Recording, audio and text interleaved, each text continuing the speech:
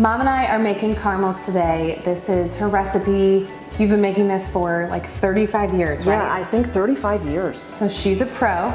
I have adopted the tradition of making them around the holidays and am still always continually learning. Since I have her here, we're gonna take you along with the process of making homemade caramels.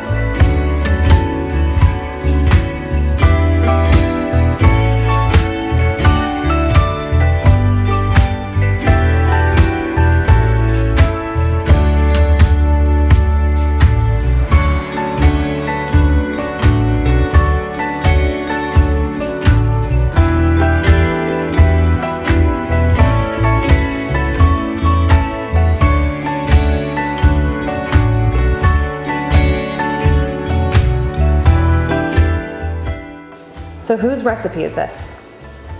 I believe it was my Aunt Everdeen that brought it to our house when I think I was like 12 or 13 years old. Oh, really? And they were like, oh my gosh, these are so good. So my mom got the recipe right away. The temperature is maybe the most important part of the whole thing. What is your signature temperature that it has to go to? 248. 248. Now I'm gonna say I'm a 247 kind of girl. I like them a Yes. little softer. But 248, it's just like a bird in my ear every time I make the caramels. 248, it's gotta be 248. 248, not 249, because once you get past 248, it turns too hard, you'll break your teeth on them. But 248 is that sweet spot.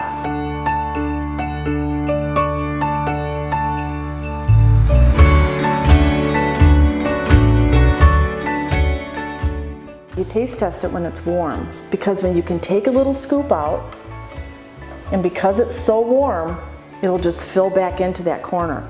No one will know. No one will know. Cheers. Oh, my goodness.